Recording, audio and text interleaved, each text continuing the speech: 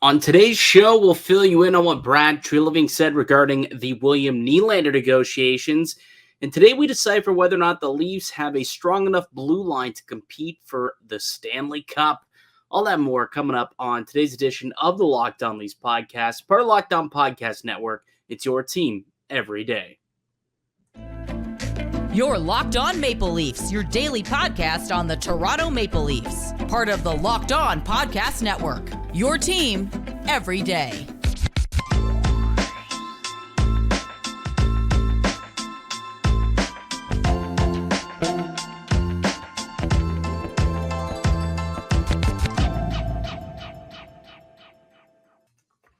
Hello and welcome into the Locked On Leafs podcast, a daily Maple Leaf-centric podcast hosted by myself, Mike DiStefano, and my co-host, Dave Morassutti. Today's episode is brought to you by Jase Medical. Empower yourself when you purchase a Jase case, providing you with a personal supply of 5 antibiotics that treat 50-plus infections.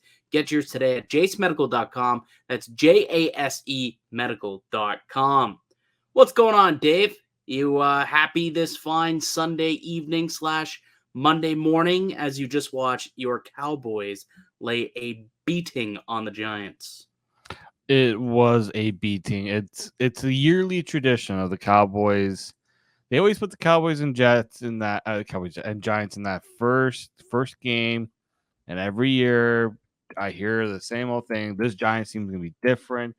Cowboys got to watch out for them, and I'm like, okay, sure, let's go with that. And look what happened.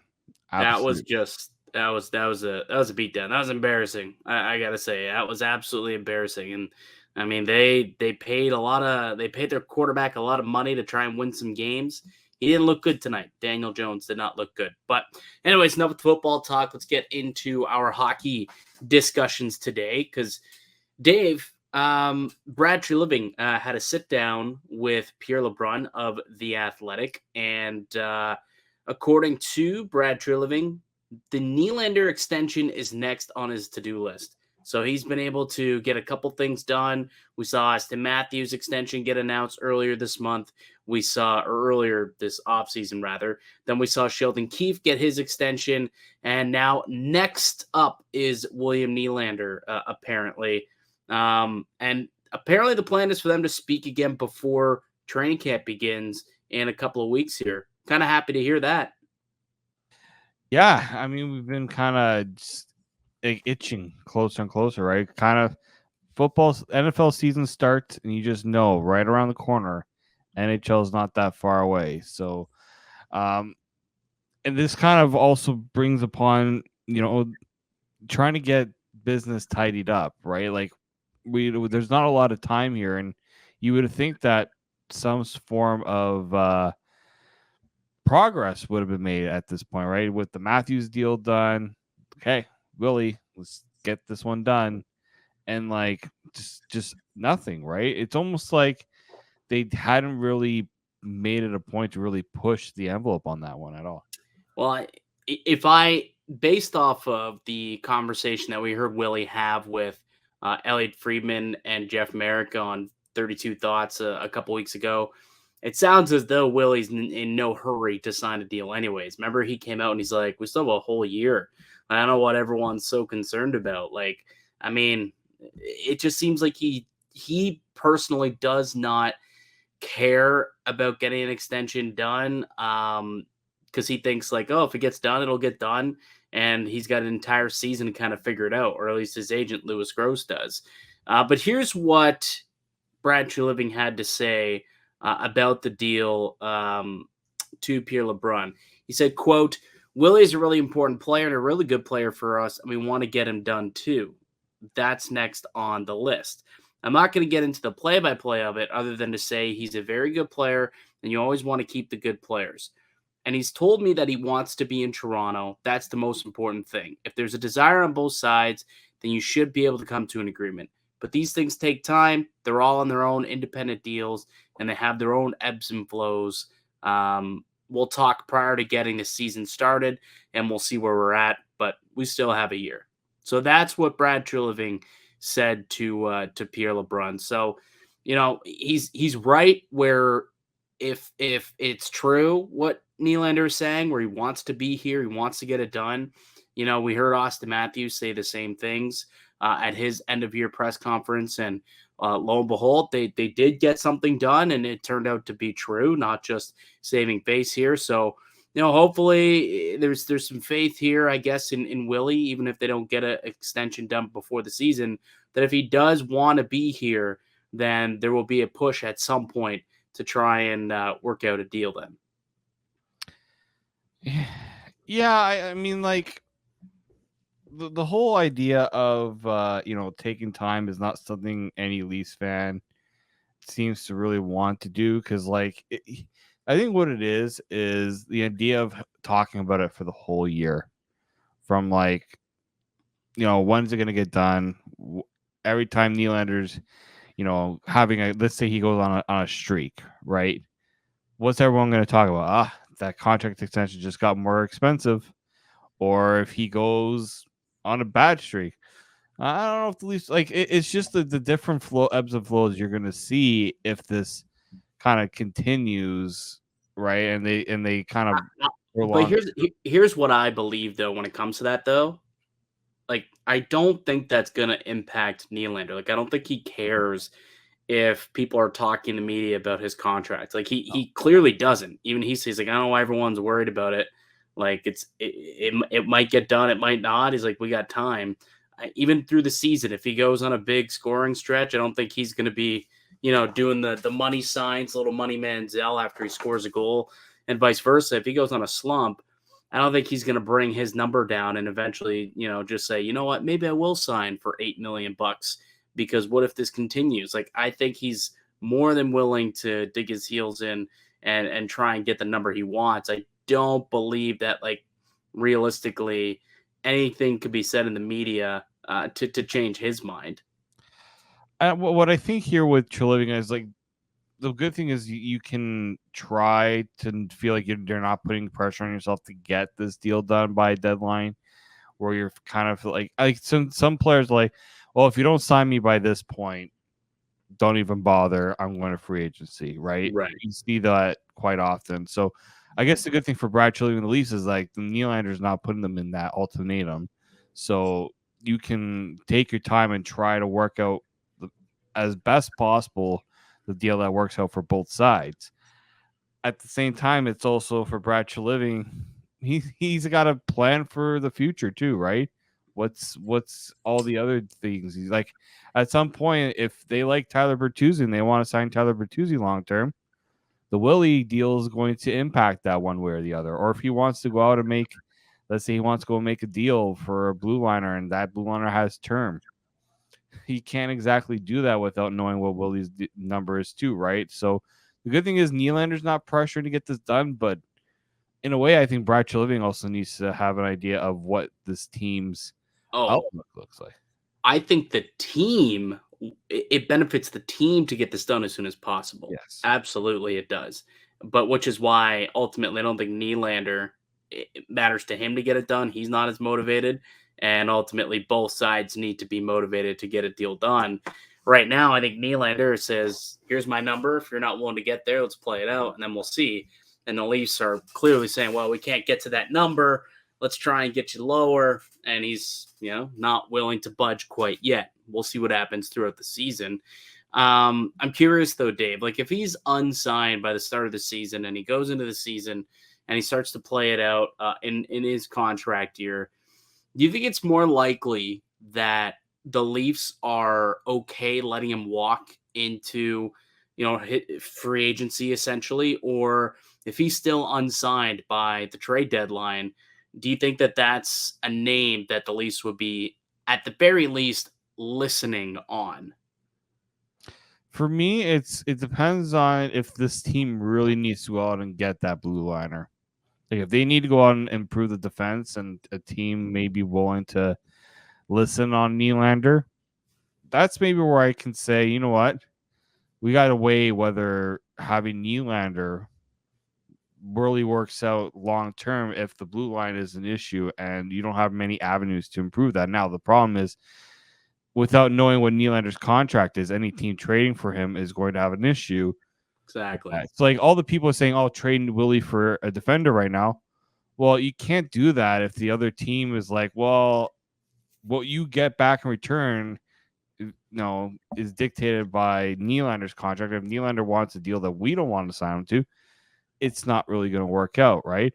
I will say this.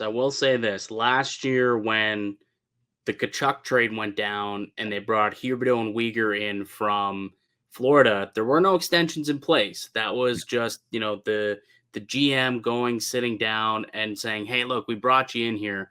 We would like to extend you." And they ultimately figured it out. Now, there is a difference between doing that midseason, doing that in the offseason.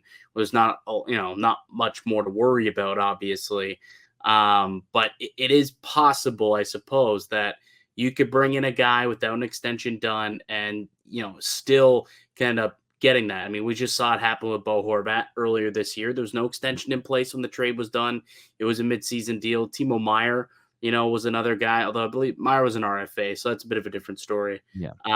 But Bo Horvat was the perfect example, though, of somebody who at the deadline, got dealt and within a week, was convinced to sign long-term there because he got what he wanted. Right. So I think there's a blueprint at the very least. And they got what, a first round pick and a really good prospect out of the deal. And also like another roster player out of the move. So maybe that's a framework. And I think Nylander is a better player than Bo Horvat. So maybe you can even get something else as well. But, there is precedent for this type of thing to happen. So I don't think it's necessarily, completely handcuffs the Leafs if he's not willing to talk extension, not only with the Leafs during the season, but also like with another team. It is still possible that another team could be interested and pony up the type of price that Treliving would want to make a deal happen should they get to that point. But I don't know. I also could totally see Treliving keeping Nylander as an own rental and then just trying in the offseason to get something done. I mean, how many times have we seen this team give up picks and prospects and futures to go out and acquire players? I mean, this is quite the player that you would be not acquiring, but keeping in-house. It's not going to cost you anything. You know what I mean? It's not like we've seen so many guys who they've gone out and they've traded for, O'Reilly, Foligno, the list goes on, and they've kind of just walked at the end of the year and at least had nothing to show for it. At least Nylander, you're not giving anything up for him. You're not replacing him with assets. I understand that. But at least as an own rental, you don't have to give anything up. And that he fits and works within the system. Yeah, obviously, like you're in a situation here where it's similar to the Gaudreau and Calgary one. Like we brought that up in the past, right? It's like you're a better team when you have Johnny Gaudreau on there, and to say all this trade him just because his contract status. Like the Leafs are in a win now mode. They're not they're not worrying too much about 2 years down the road, right? They are eventually, but right now the whole point is let's try to win this season. Having William Nylander gives you that best chance right now. Now also might be a good time to remind the good folks listening to this program that Johnny Gaudreau and William Nylander share the same agent, Louis Gross. So we have been down this road before with this agent when it comes to Brad Treliving and his dealings with star players in their contract year. But hopefully, things are different and Treliving's learned from those mistakes and they can get something done with Bill Nye, the Russia guy, Willie Stiles. All right, on the other side, Dave, I want to get into a chat about the Leafs blue line. I heard Ray Ferraro was on Overdrive last week, and he was talking about how he just doesn't believe that this blue line can compete with some of the other studded blue lines around the NHL to compete for a Stanley Cup. Why don't we take a look and, maybe see if that's true? We'll take a look and kind of rank where the Leafs decor may stack up against some of the other best teams within the NHL. So we'll do that on the other side. We'll get to some news and notes as well. But before we get into any of that, let me tell you about one of today's show sponsors, and it's a new sponsor. It's Jase Medical. The Jase case provides 5 life-saving antibiotic for emergency use. All it takes to get a Jase case is fill out a simple online form, and in some cases, jump on a quick call with one of our board-certified physicians. Get ongoing care from our physicians on any treatment-related questions. And with storms, shortages, pandemics, reliance on China, and supply chain issues, we need to be prepared now more than ever. Jase Medical is simple. You go online, fill out a form, and then you get the prescription life-saving medications right to your door. The Jase case gives you peace of mind so that you're not just hoping that you have access to medication in an emergency. Jase case makes sure you have the medication in hand. Save more than $360 by getting these life-saving antibiotics with Jase Medical, plus an additional $20 off by using my code locked on at checkout as on jasemedical.com. That's JASE medical.com. Welcome back into the Locked On Leafs podcast. I'm Mike DiStefano with Dave Morassutti. We are a daily Maple Leaf centric podcast. You can find us audio wise wherever you get your podcast from. We're also up on YouTube each and every day, providing you the latest in Maple Leafs content. So if you're looking to stay locked into what's going on with the Maple Leafs all season long, make sure you are subscribed to the Locked On Leafs podcast. Speaking of the Leafs and being locked in, I was locked into a Ray Ferraro interview on Overdrive last week, and he was having a conversation with the boys regarding the Maple Leafs blue line, and he is of the opinion that the Maple Leafs cannot win a Stanley Cup with the D constituted as is. Just as a blanket statement, Dave, do you agree or disagree with that?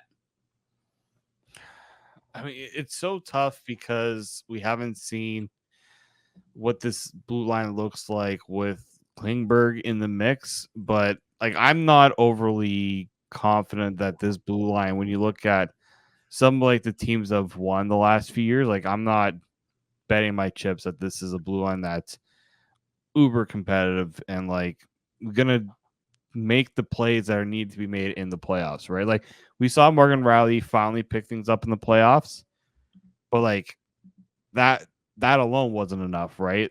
Like he was kind of the only one making those big plays. Other than him, like it was really hard to trust some of the blue liners that they had. And then they're like, okay, the only real upgrade we're gonna make is John Klingberg. To me, I saw what Vegas did. That was a blue line that you just did not want to go up against any night in the playoffs. I look at even Colorado a few years ago, and you had Cale Makar. Like, Cale Makar is a good defenseman. And then you look at the other pieces that Colorado had when they added Josh Manson. They had, Devontae's and just all like top to bottom. Like, there weren't many weaknesses. You could say with the Leafs, there's not only weaknesses, but there's question marks, right? Big question marks. I mean, like Mike pulled it up right here, like Jake McKay, that move was a shrewd move because you get a guy who can play in your top four and do it in a pretty cheap. TJ Brody took a step back. I think they're betting big on TJ Brody bouncing back this year. Yeah. Especially in the playoffs. Giordano, his age showed, especially later in the year. And I think right now the biggest question mark is Timothy Liljegren, right? Like, I like Timothy Liljegren. I think he's a great defenseman, but there are moments where the inexperience showed up. Yeah. Especially in the playoffs. And you can see that Sheldon Keefe's confidence with Timothy Liljegren just wasn't there at times. And I think it impacted his game a little bit. Well, yeah. I mean, he's a guy who, it wasn't a guarantee, a lock each and every night in the postseason for the last 2 years. So, that goes to show enough, I think, as to, how much or how little, faith maybe Keefe does have in Liljegren. Now, that being said, he's still a relatively young defenseman. They say that defensemen you can't really tell what they are until they're about 300 games into their career. Timothy Liljegren is only probably half that at this point. So he's got, some more development in his game, and hopefully he can continue to do that if he's put in the right role, which, I think third pair is the right role for him. And if Mark Giordano can, play enough games here this season, and if he can play, at a high enough level that he is also a respectable third pair defenseman this year, and, the boots aren't completely gone on him, I think that could be a formidable third pair through the regular season. It's just the playoffs is where you really do question if this blue line, I think, is good enough. Like, can they sleepwalk with this blue line to even a divisional crown? I think they can. Ultimately, this is a team that's predicated on offense, and they don't mind having to outscore teams, 6-4, 5-3, some nights. So, we're going to see that, but we know that's not how things are played come playoff time. You got to be tough. You got to be physical. And specifically, your blue liners need to be that. And outside of Jake McCabe, they don't really have a physical presence on the blue line, right? Like Morgan Rielly, he's not, I wouldn't call him physical. Like, can you get under his skin, and does he compete hard and play hard? Sure. But he's not necessarily physical. TJ Brody, same thing, not physical. You're not going to get out of Klingberg, Gio, not a whole lot. We've seen Liljegren lay a couple of hits, I suppose. But outside Jake McCabe, there's not a whole lot there. And, when you go and look at the teams who made it far in the playoffs the last couple of years, they've got D-men with size and physicality. Like, look at Vegas last year. Up and down that lineup, they had big, strong defensemen who could skate as well. Like, big, strong, and fast. And that's really what I think makes a successful blue line in today's NHL. And I'm not sold that the Maple Leafs really do have that makeup. I think I agree with Ferraro. I think there's going to have to be an upgrade of some kind here to this blue line if they really want to take a step and compete for a cup. No, I think so as well, right? And and for me, it's the right side. Like, you look at this right side, it's Brody Klingberg. And you pulled up the chart here from Daily Faceoff on what the pairings likely open the season as, and it's Brody, Klingberg, and Liljegren on the right side. I think this is why. Go ahead. I might add that I don't even know if this is. I don't think. Yeah, we might see either. Like, I honestly do not know if McCabe and Klingberg will work together. That's going to be interesting to see. But then, like, what are you going to do? Put Liljegren in your top four? Or are you going to take Brody away from Rielly again? Like, it does kind of get convoluted if it's, not McCabe and Klingberg. So it is interesting. But that's a conversation we can have closer to the season, I suppose. Yeah. I think the big one here is how that top four shakes out, right? Like, we know that Mark Giordano is stapled on that third pairing, kind of the interchangeable guy. Other than that, like, I think Morgan Rielly, you're paying him as your top defenseman. He's going to be taking that top spot. So those two spots to me seem like a lock. Everything else seems like a big toss up. Yeah, absolutely. So it'll be interesting to see kind of how the season plays out, how these pairings, or how this 6-man group, I guess 7 if you include maybe Simon Benoit, ends up making the team as a 7th defenseman. It'll be interesting to see how it all shakes out there, or if they do make an addition of some kind before the season starts, or make an addition at some point throughout the season to try and make that blue line just a little bit better, because I do think that they certainly need an upgrade of some kind. All right, Dave, why don't we take one more quick break? When we get back, let's get to some news and notes from around the league. Looks like there may be an official date for the NHL trade deadline this year. We also had a couple of deals get signed over the course of the last few days, and a couple of pending, or I guess current RFAs still without deals, with just a couple of weeks to camp. So we'll chat about that as well. I'm Mike DiStefano with Dave Morassutti. You're listening to the Locked On Leafs podcast, part of Locked On Podcast Network. It's your team every day. Welcome back into the Locked On Leafs podcast. It's Mike DiStefano and Dave Morassutti. Let's get to some news and notes from around the NHL. I saw a tweet the other day from Pierre LeBrun He's back at work. He put out the piece for The Athletic, and now he's dropping some news nuggets about the league. And he was saying that it sounds like the NHL is going to make it official pretty soon here that the trade deadline will be on March 8th. March 8th looks like the date of the trade deadline. So it's about a week later than it was this year. I think this year is the second or third or something like that. So just under a week later. I was taking a look at the Leafs schedule. They don't play on March 8th, so they are off on the actual deadline day, and but they will be on the road. So they got a game the night before against Boston, and a game the night after against the Montreal Canadiens. So we'll see. Should be an interesting time for the Maple Leafs. I would imagine they'll be busy making some additions like they have been over the course of the last few years, I would think.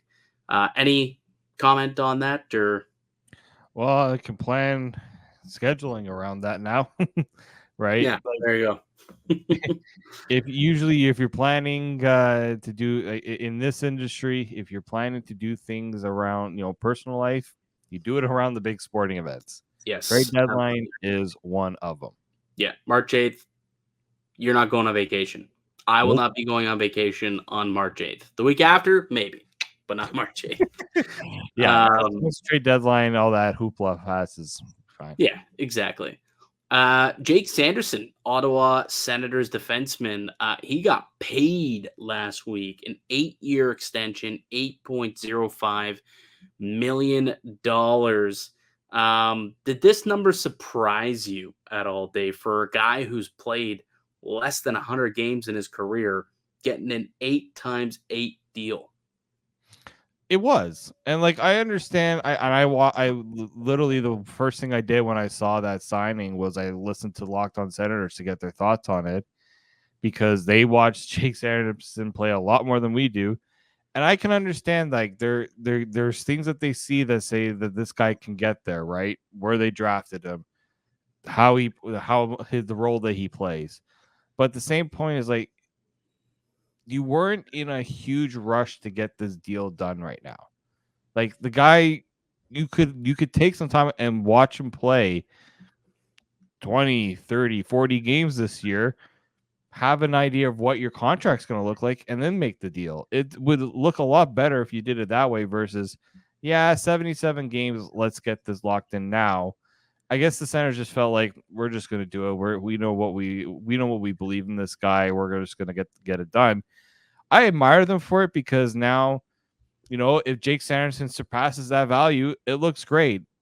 It's also a gamble a lot of these teams take where they sign him to these 8-year deals, and then if something doesn't work out, you are locked in. Nothing, you can't get yourself out of that deal. Well, that's not necessarily true. They did get out of the Colin White deal because when you sign a contract like this under the age of 25, 20, 23 or 25 or something like that, the buyout, you only have to actually pay out a third of the buyout as opposed to 2/3 of it. So it is cheaper. So you can get out of it, but yes, it's not ideal. I definitely will agree with you on that one. I don't hate it. To me, I think they look at it and they already know. Jake Sanderson's going to be a stud defenseman. They already know. Why bother prolonging this? Let's get this contract done with. Something that I found interesting about this deal, though, is there's rumors that Pierre Dorion could be out the door when Michael Andlauer officially takes over ownership of the Ottawa Senators, which is expected to happen in the next week or so. And he may be bringing in his own guy. And if that is the case, I can't remember who. It's the guy from the Hamilton Bulldogs. What am I blanking on the name here? Steve Staios? Steve Staios, yes. Steve Staios reportedly is his guy, right? Whether that means that he's going to move on from Dorion, I don't know. But I wonder if that were to be the plan, would Dorion have been able to make this deal? Probably not. And not because ownership might not want to make the deal, but because this could be an easy, win for the new guy if you just hold off announcing this for a few weeks and then you get the new guy in, if that is the plan. And then it's like, oh, look at the new guy coming in, making, some big deals early on. So I almost wonder, like, what did this tell me? It told me more maybe about the organization and that maybe Pierre Dorian is a little bit more safe than, we originally thought. Because there's been a lot of noise about Steos taking over for Dorian once Andlauer gets the team. And I the first thing that popped through my mind when I saw this deal come through was, would this be, would this deal have happened if they were going to be going into that route? I'm not so sure.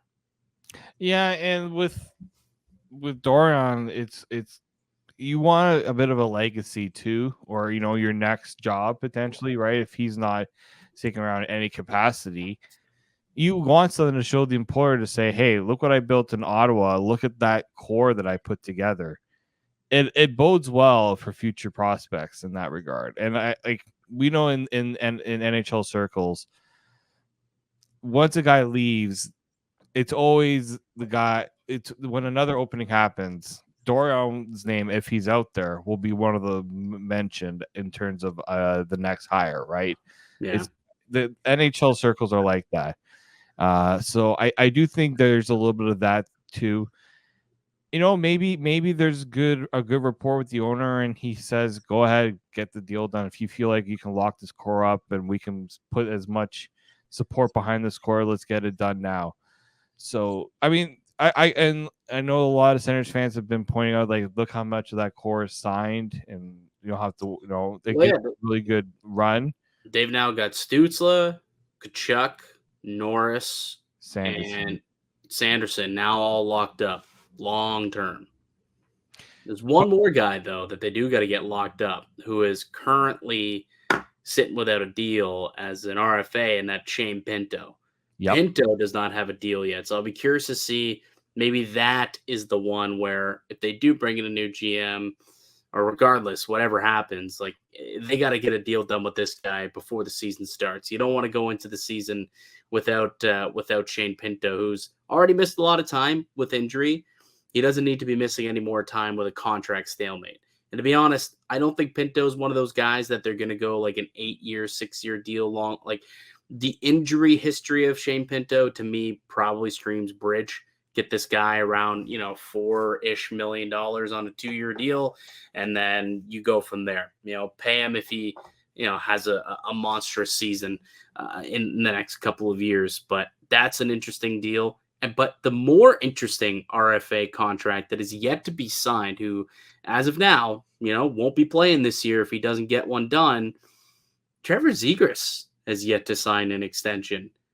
That's a concerning thing if you're a Ducks fan, isn't it? It is, especially with Trevor Zegras being kind of a different mold from a lot of other, young players maybe that a lot of these GMs have seen, right? He's a very flashy guy. We know that. We know that he's and Anaheim's future is kind of like, all right, who are we really putting all the eggs behind, right? You just drafted Leo Carlson. He should be, maybe front and center. Like they have so many young players there, but Trevor Zegras it's such an exciting player to watch. We've seen what he's done since he's entered the league. I kind of wonder if this is just Anaheim trying to make sure that Zegras isn't trying to run before he walks in a certain way, right? Like, he's such a good player, but is he of that caliber of some of the other guys that have gotten these long-term deals? Can I say something that might be considered a tad controversial? Uh-oh. I think Trevor Zegras is one of the more overrated players in the NHL. Oh, overrated. I think Trevor Zegras got so much pub when he wasn't even his goal. It was his assist, realistically. It was Sonny Milano's goal. But the Zegras goal, as it's always been coined as, And look, he's a personality, and I get it, and he's a lot of fun, and the league needs that. So I think the league, in a way, like it's smart. They're somewhat marketing him as like a star in this league or an up and coming star in this league. I mean, don't get me wrong, he's a good player. Not a lot of players at 22 years old can put up back-to-back 60-plus point seasons, as a 21, 22-year-old. So he is a good player. Don't get me wrong. But for me, he's not necessarily in the star tier of some of your other guys, like William. I don't think he's anywhere close to William Nylander. Like I don't think that he's in that realm. I think he's like a notch below. You know what I mean? So for me, I think that Trevor Zegras probably thinks he is in that echelon where he's looking at like the money that Timo Meier got this summer, and he's thinking, "Hey, I'm probably in that realm." Or maybe he's saying, "Hey, I want more than what Troy Terry got." Troy Terry had 35 goals. Trevor Zegras' career high is only 23. Yeah. So I'm not saying that Zegras isn't worth that type of money. I think Troy Terry was a little overpaid, to be honest with you, as well. But I don't think he's someone who's in that $8 million range just yet. I think that he's someone too. I might try and wait a little bit, maybe sign him to a 2-3 year deal in the 5-ish million range and see if he turns into a superstar. But right now, I think he's a little overrated, and I don't think that his skill set really should garner him north of the 6, 7, 8 million that some of these other guys are getting right now. And that's probably why a contract hasn't been done. Like, he believes he's worth that. He's a pretty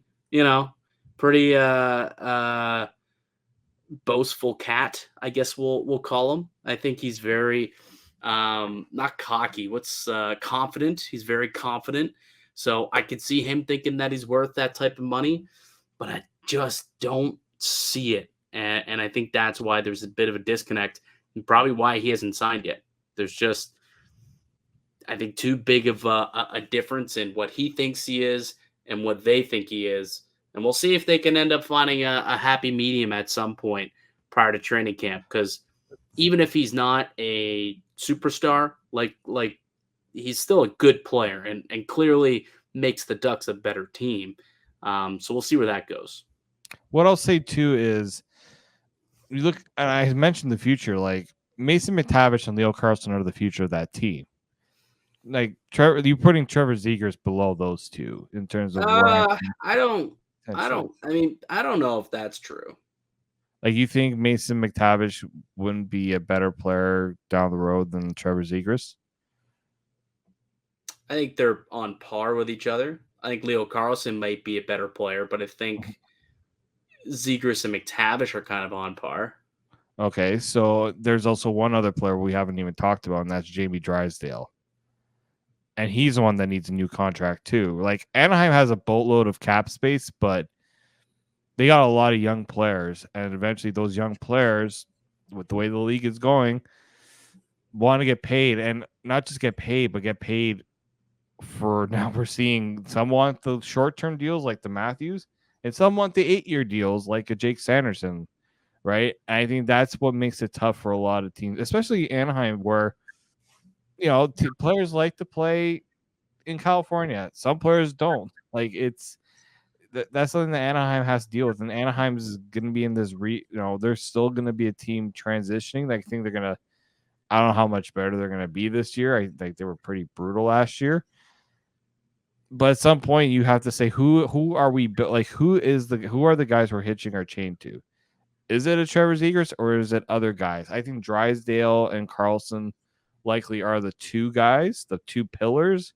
And then you got your McTavish, you got your Zegras, Troy Terry, and other guys around that. What is also interesting, though, is Zegras will sell you jerseys, right? Of course. So they may value him a little bit more because of that as well, right? Not just the on-ice talent, but what he can do for ticket sales, ultimately. It is entertainment at the end of the day. So that could be a reason for why he is, like, I still think Zegras is part of this team's core. Don't get me wrong.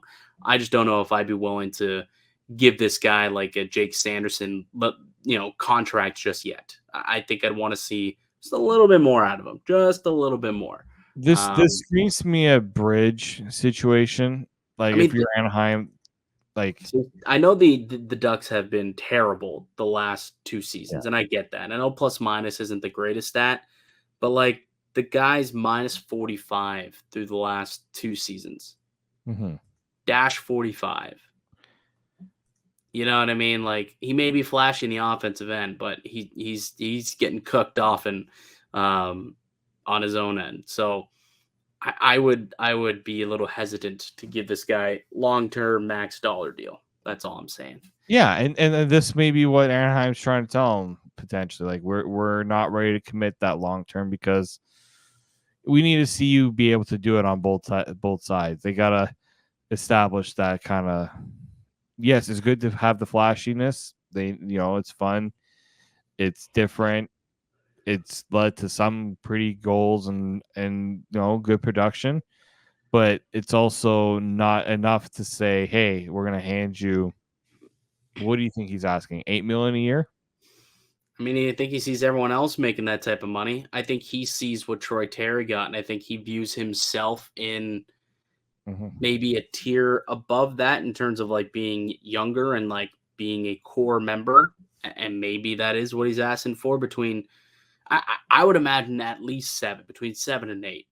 I believe is what his ask would be. I mean, I don't know that for a fact, obviously. Right. That's what everyone else seems to be getting paid, and I think he believes he's part of that echelon. I could be wrong, but we'll see. We'll see where that goes. Really quickly before we get out of here, Dave, just want to say congratulations to Andrew Ladd, who calls it a career after 16 seasons in the NHL. Played 1,001 NHL games, split with the Hurricanes, the Hawks, the Jets, the Islanders, and then finished up his career this year with the Coyotes, totaling 550 points throughout his career, picking up a couple of Stanley Cups as well with the Hurricanes and the Blackhawks. So congrats to Andrew Ladd. Great career. He was a solid player, and good luck in retirement, post-hockey life.